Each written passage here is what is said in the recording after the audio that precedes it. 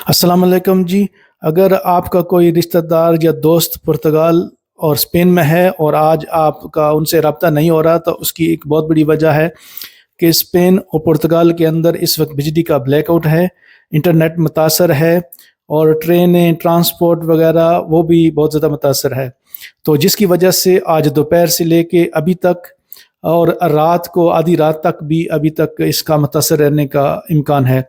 अभी थोड़ा थोड़ा बार्सिलोना में मेरी अभी बात हुई किसी से, तो वो बता रहे हैं कि थोड़ा बहुत इंटरनेट बहाल हुआ है लेकिन मुकम्मल तौर पर अभी भी बहाल नहीं है, तो अभी भी बहुत ज़्यादा मुतासर है। तो आज ये एक बहुत बड़ा मसला है। दो मुल्क तकरीबन जो हैं वो मुकम्मल तौर पर रुक गए हैं। आज अस्पतालों वगैरह में जनरेटर से काम चलाया जा रहा है, लेकिन इसके बावजूद भी इंटरनेट और बिजली की बंदिश से तकरीबन जो रोज़मर्रा की ज़िंदगी है, आमद व रफ्त है, वो बहुत ज़्यादा मुतासर हुई है।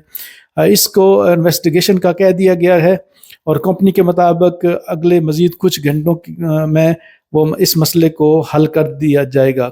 लेकिन फ़िलहाल तक भी जो है वो मसला वहाँ पे मौजूद है, आज दिन भर दोपहर से और अभी तक भी, और आप देखें कि अगले कुछ घंटों में बहाल हो। तो ये एक यूरोप के दो ममालिक के साथ एक बहुत बड़ा जो है वो हादसा कह लें, या इस तरह टेक्नोलॉजी के दौर में भी एक कहाँ फेलियर है या साइबर क्राइम या साइबर हमला है या क्या चीज़ है, इसको इन्वेस्टिगेट किया जाएगा और देखते हैं कि आगे इसमें क्या मसला सामने आता है कि इसकी इतने बड़े मसले की, इतने बड़े ब्लैकआउट की क्या वजह थी। शुक्रिया।